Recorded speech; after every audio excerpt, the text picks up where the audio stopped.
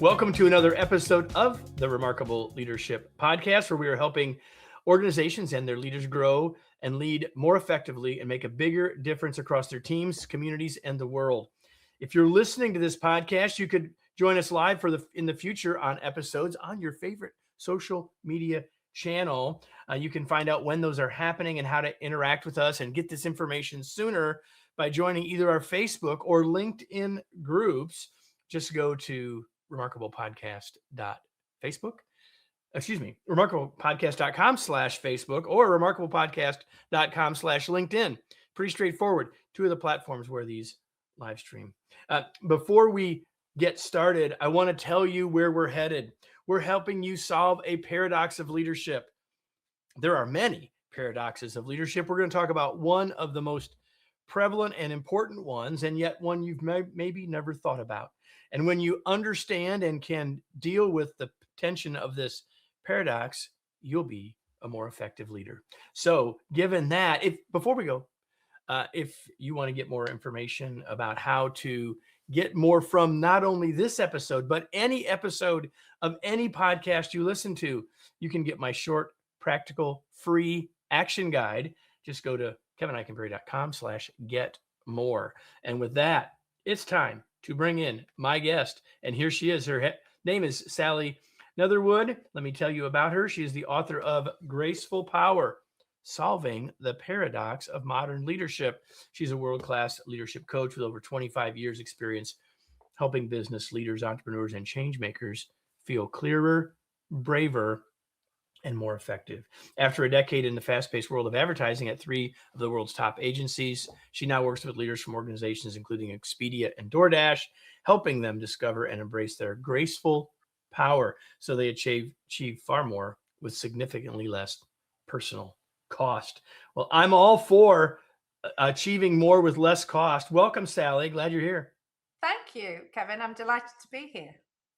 We had a couple of technical challenges before we went live, but we're hoping that none of those happen now that we are live. I'm so glad. And if they do, Sally, I'm just going to keep asking you questions, even if people can't see me. Okay. Hopefully that won't happen. So we'll start here. You wrote this book. You've been doing this work for a long time, and you wrote a book. Why? It came upon me, I should say, quite gradually. So I spent probably the first 15 years as a leadership coach saying, I'm not going to write a book.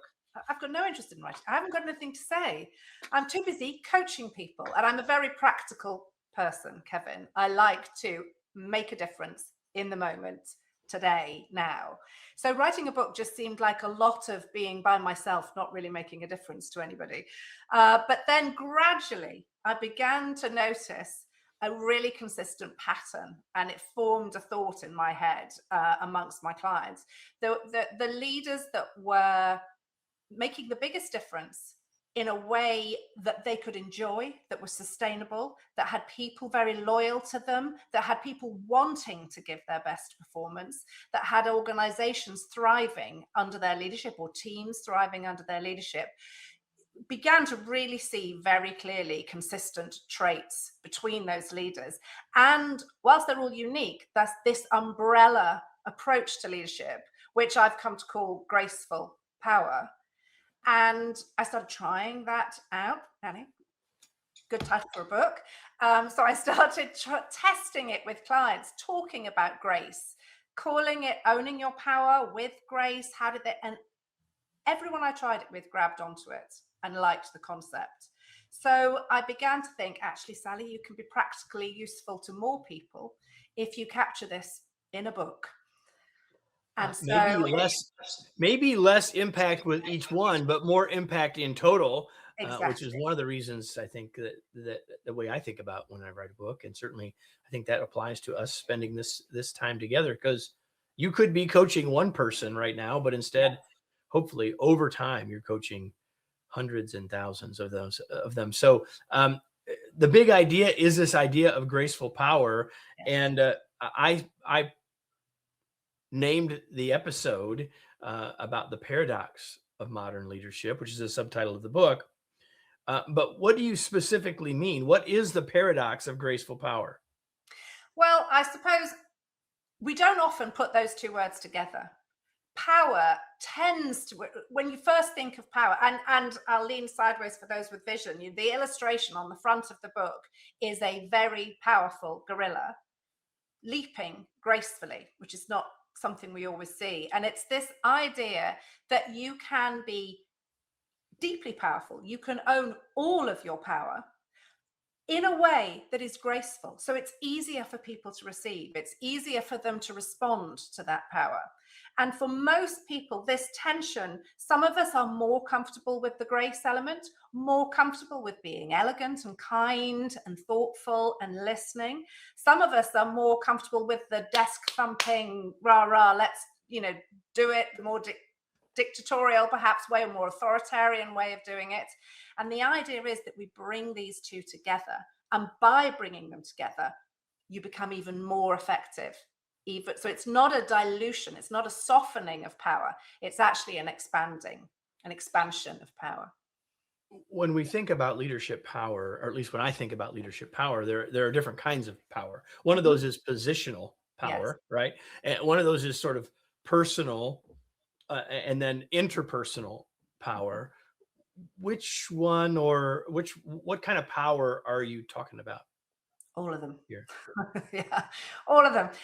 Yes, you can be given a title, you can be given a promotion, and lovely if you get a pay rise to go with it, and you can maybe get a new badge or a new letterhead which has your, but you have no power if you don't have influence and authority and something to go with that. So even if you have no title, you have the ability to lead with power. If you are within your community, within your family, within your friendship group, you can have power.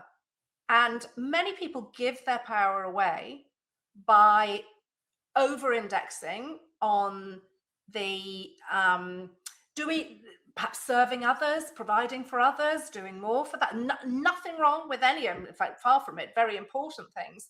Whereas others give their power away by over-indexing on the assertiveness, the organization, the managerial, the needing to be in the detail, the needing to be on it.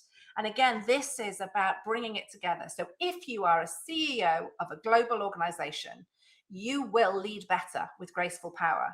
And if you are a parent of a loud tribe of children, you will lead them better with graceful power. In my book, Flexible Leadership, we talk about flexors, and we could put grace and power, as you're describing it, as a flexor. And what I always say is that when we, to use your language, if we over-index either direction, there are unintended consequences. Yes. And so the right answer is, where do we need to be in that tension? And in your book, you talk about a triad of things. Yes. The three components, they all start with the letter C. So why don't you start by sort of giving us the lay of the land, and then I'm going to dive into some of the things I think will be most interesting. Great. Today. So yes, the three components, which very convenently all begin with C. The first is Congruence. You get extra points, yeah, because you use alliteration, not just because it's a great authoring tool, but because I like it. So there you go. Extra points, Sally. Thank you. Well, congruence is probably the least commonly used of the words. So there's congruence, there's courage, which I think we all understand immediately, and compassion, which we all understand, but I'd like to frame it perhaps slightly differently to sometimes how we frame compassion.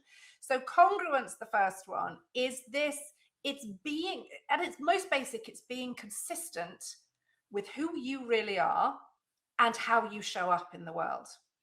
And so within that, there's the usual self-awareness. Have you ever had anybody on here talking about leadership, Kevin, that didn't say you must be self-aware? So yes, it starts with self-awareness. You have to know. And yet, none of us are very good at it. I mean, you're endeavoring in this book to help us get better at it, and yet all of the research says that people say they're better at it than they are. I think that's true. And again, to my practical side, so in the book, there are 4 aspects of congruence that we look at with very practical exercises. So I'm not just saying, please be more self-aware. I'm saying, and this is how to do it. So there's real exercises and case studies of some named clients and some sort of fictional composite ones to really help you understand how to do that. But it's essentially boils down to who you are at your best, who are you becoming? As you develop and become wiser and more experienced in life, who do you hope you become? What is your unique way of leading that makes you uniquely you? And am I going to remember the last one? Oh, purpose, the sense of purpose. So being connected with, ideally connecting your self sense of purpose with your team or your organization or your company's sense of purpose. And if you can manage that, which is not easy, I've said it in a couple of minutes, but it's probably a lifetime's work.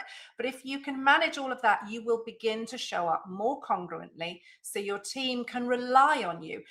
They can even rely on you when you're not there.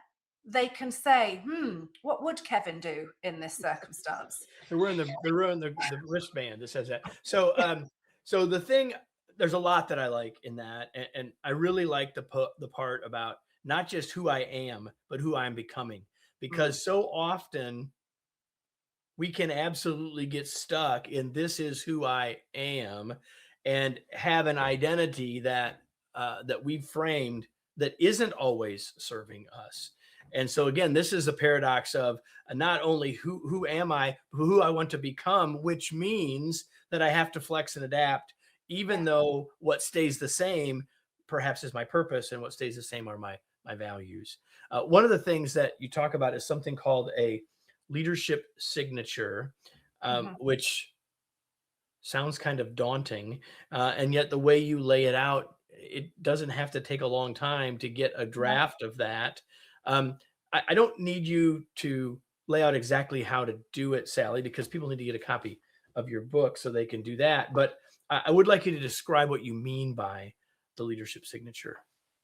So it's a way of drawing from all the leaders you see around you all the time, from your parents, your teachers, your obviously the people in work, in government, the people you see on TV, in communities, those that you think are fantastic, those that you are so in awe of, those that you shout at the screen when they come on, or leave the room if they come into your house. It's harnessing all of that energy to understand more about yourself. So it allows you to, I'm a big fan of writing things down. So I think if you've identified something that's important to you, write it down. It makes it more concrete.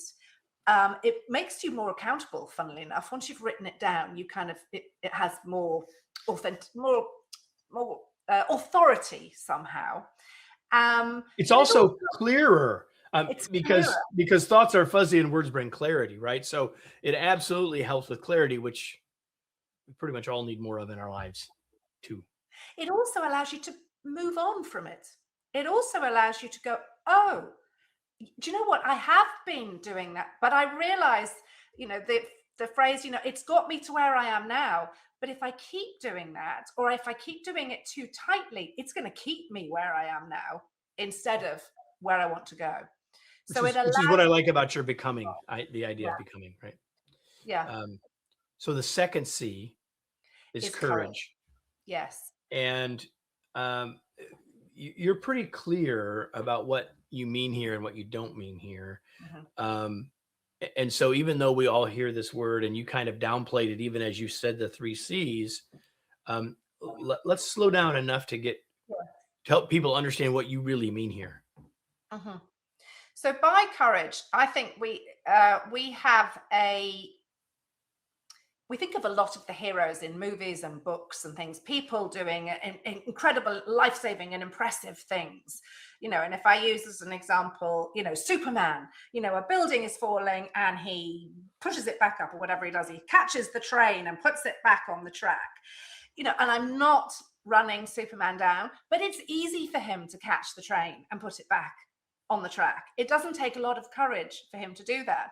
The courage that perhaps Superman doesn't have is to show up as Clark Kent and put the two together. So in the context of graceful power, courage is about doing what you find difficult. So I find certain things really easy. I find having very intimate one-on-one conversations with people an absolute joy. I love it. I am less comfortable, or I find it a lot more nerve-wracking to stand in front of an auditorium of people and talk to them. I do it, but I get very nervous about the auditorium, and I don't get at all nervous about a one-on-one intimate conversation. Whereas many leaders I work with are the other way around. They can stand up in front of a full company meeting, tell them terrible news, tell them great news, with might have a little bit of adrenaline before they go on stage, but they are fine there. Whereas a one-on-one conversation with one of their colleagues or employees who's recently bereaved or going through a tricky time or is not performing in the way they should do or want them to, and they have to have that difficult conversation, they find that really challenging. And maybe that's the area of courage. So for Graceful Power, courage is about doing what you find difficult, what you find scary, what you find challenging, what you're not very good at yet. So how do we work on that? I mean, that's easy to get intellectually, Yeah. right? How do we work on that? So it's the old self-awareness thing again. But the way I tackle it in the book is by first really understanding what fear is. Really understanding and I don't go into any heavy detail, but to understand why humans feel fear. It's to keep us safe. We have our primitive brains constantly on the lookout for danger and disaster. And it's what's allowed us to evolve, and it's what stops us from walking across a busy road without looking first. We need that danger detection system. However, it can also stop us doing important things, expansive things. It can stop us developing. It can stop us going, okay, well, I'm not, it might say, Kevin, you're not good at those one-on-one conversations. It's going to go badly. She's probably going to cry, or he might, storm out the room. Just don't do it. You won't know what to do if that happens. So don't bother. So we don't bother. Whereas actually what you need to find within yourself, you need to hear those voices and understand. It's almost like, thank you, primitive brain, for warning me that I'm about to do something a little bit. It's a signal. It's not a sentence. Yes. It's a signal, not a sentence. Hey, that was pretty good. I should write that down. Yes, I would capture that. Luckily, you're recording this, so it's okay. So it's a signal, not a sentence. And it's often, I like to think of it as an indicator of, oh, look at me. I'm about to do something new. And I'm probably not going to be very good at it, but I'll get better. And perhaps after I've and we're back to becoming. We're back to becoming. Yes. And all of what I like about the way you're framing this, Sally, and I'm sorry I interrupted you, is that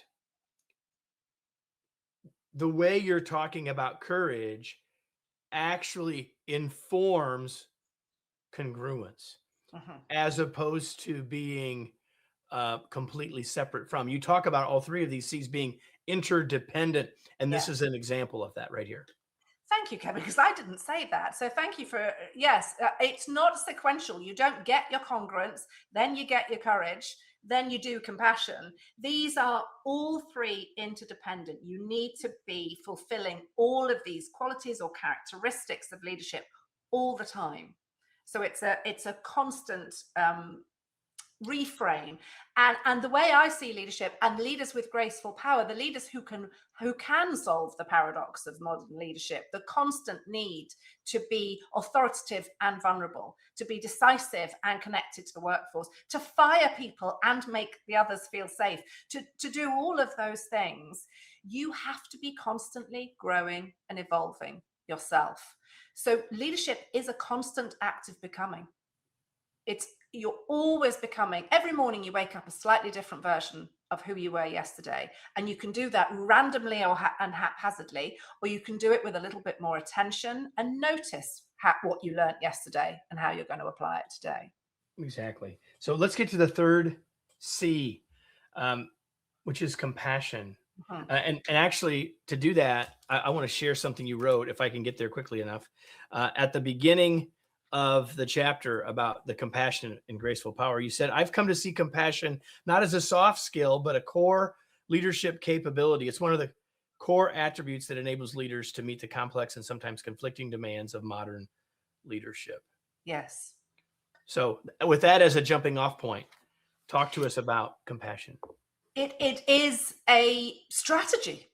It's as much as that. It is a strategy that you need to employ. And some people listening to this, and perhaps including us, Kevin, we're not always good at being compassionate. We can be a bit judgy. We can be a bit A just, bit.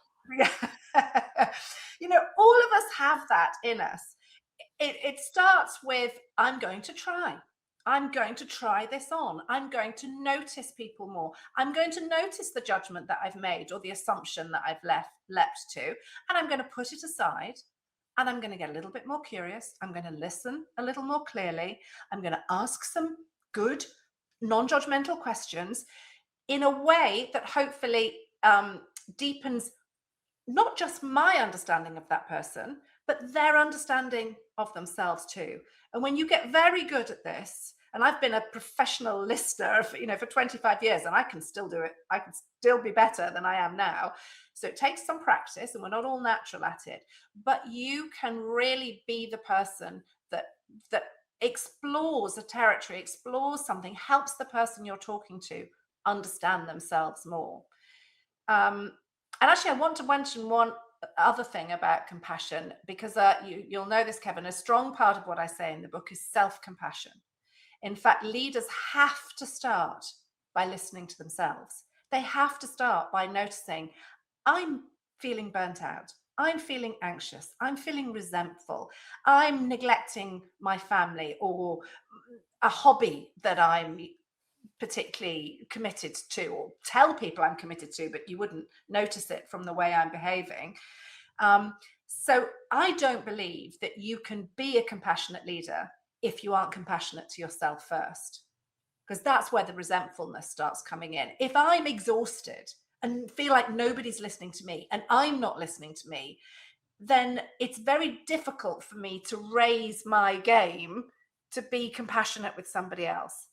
So if You can't give what you don't have, right? you can't, you've got to have your own tank full first before, and being burnt out, being the last one in the office, being the first email out there in the morning has become a sort of sign of being in charge and being, being the leader. And actually, I think that's the wrong sign. You should be healthy, happy. You should be looking aspirational. Your team should look up at their leaders and say, that looks like a job I'd like to have. They look like they're enjoying themselves. This is a hard job, and I know they have stressful days, but they don't behave irrationally. They seem to be healthy. They're not abusing their body. They seem to be managing. I think I could do that. I'd like to progress through this company, through my hard work and my performance, to achieve that myself. Because they're watching. Mm-hmm. And they're watching whether we're doing what Sally just said or what the opposite of what you just said, right? Yeah. You talk about 3 skills to help us be more compassionate, and you've really talked about 2, listening and curiosity. It's the third one that especially lights my fire, because I call myself the Chief Potential Officer of the Kevin Eikenberry Group. And I have a newsletter that I've written forever called Unleashing Your Remarkable Potential. And your other skill here is belief in potential. Yes. So talk about that a little bit. So belief in potential, actually, I'd reframe that not so much as a skill as a state of mind. It's in the chapter about mindsets and skill sets, which is exactly how we talk about it. So. Yeah, great. But it starts with the mindset. No matter who you have in front of you, no matter how they are currently performing, you have to believe that there's a little bit more. Ideally, you'll believe that there's a lot more. But if all you've got is, I believe there's a little bit more, start with that. So a leader with graceful power who can bring out the best in their people believes always, always that there is more in there.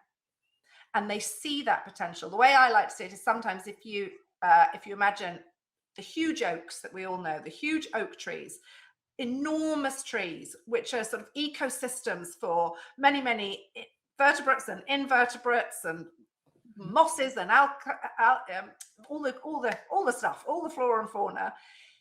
It started as a tiny acorn, and then it was a little twig blowing in the breeze, and then it nearly got knocked over.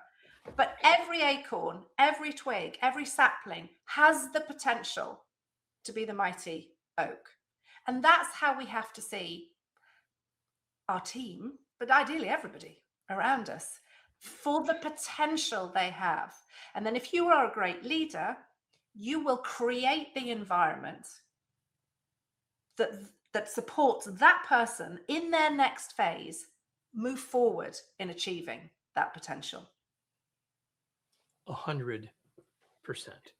So I think I've got 3 more questions, but don't hold me to that. Okay. The first one is, to me, there's 2 underpinnings of everything you've said. And one is self-awareness, and the other one is reflection. Yes. And as it turns out, reflection helps us to become more self-aware. So talk for just a second. If I gave you 1 minute to tell leaders one thing about the importance of reflection, what would that be? Oh, that's a great question. I'd probably say it's the number 1 leadership responsibility, to reflect at every moment, almost after every interaction. And reflection, it doesn't mean you have to take half a day a week to go and sit under the mighty oak tree with your notepad and pen and, ponder great thoughts, although that can be extremely useful, perhaps once a month or so, or, that can be extremely useful. But it's at the end of, you have a conversation with somebody, you hang up and you think to yourself, what went well in that conversation? What was surprising? What went less well? What would I do the same again next time? What would I do differently? And if necessary, how do I make sure I remember that? Do I write myself a post-it? Do I say, right, when I'm talking to Kevin, I need to remember how important potential is to him. So I'll make a little note to myself to always refer to things in the terms of potential that will light Kevin up. So what you perhaps have to have systems to remember these things, or you just catch it in yourself and you go, do you know what? I went onto that call grumpy, and I was grumpy until halfway through, and then it got better. What I need to learn from that is it's maybe better to send a message saying I'm going to be 5 minutes late, go and have a cup of coffee and a couple of deep breaths outside and come back on in a more neutral state than being on time and grumpy. Absolutely. So this conversation has been very much a personal conversation for us about us as leaders. And yet many people who watch and listen have a responsibility, not just as a leader themselves, but for leaders in their organization.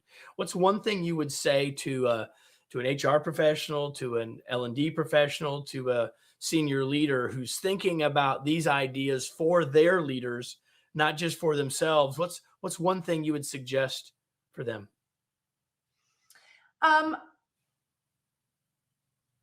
In the terms of reflection, or in the just terms in general? Sorry, that's fair. Yeah. That would be worthwhile, but it wouldn't have to be about that, but really anything from our conversation. Well, leading on from the reflection, one, I'm going to give you 2 things now. You said one, but I'll give you a reflection one. From the reflection is help people reflect. So as I've said for yourself, when you've finished a call or a meeting, you ask yourself how it's done. If you finished a meeting perhaps with clients, with your team, or with clients or suppliers, you afterwards say, right, team, what went well? What could have gone better? What will we learn from this? What will we do next time? And it can be as quick as that. It can be a 5-minute, perhaps if it was a 6-month project, You might spend an hour or two or even a whole day doing it if it was very critical. But what's just as important is to learn. We're usually very good at pointing out what went wrong and saying we mustn't do that again. But it's equally important to learn what went right and to remember or build on that, not just remember to do it again.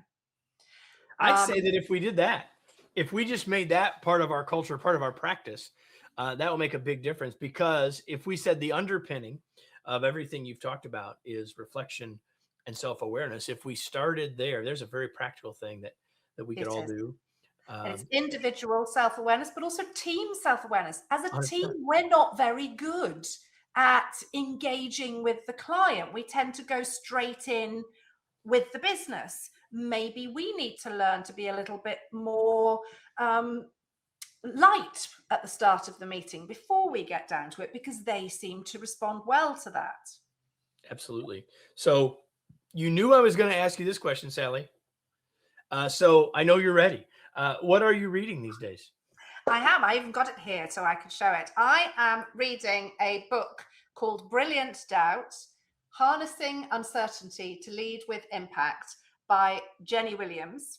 Jenny Williams is another British coach who I know and who published this book a few weeks before me. And we were very supportive in each other's book writing journey, but we never read a word of each other's books while we were doing it. So Jenny reframes doubt. So doubt in leadership is generally frowned upon. And what she is doing is reframing it as a strategy, as a tool for leadership, which is going to inform my coaching work going forward. And I think it's a really interesting concept. So I'm enjoying reading that book at last. Yeah, the point is that there is uncertainty, so there automatically is doubt. So how do we frame that in a way that we use it rather than trying to deny it, ignore it, hide it under a bushel or whatever that might be, right? So I love that. Brilliant Doubt by Jenny Williams, as well as your book, Graceful Power, will both be in the show notes. And so where can we learn more? Sally, where do you want to point people, connect with you, etc.? You can find me on LinkedIn.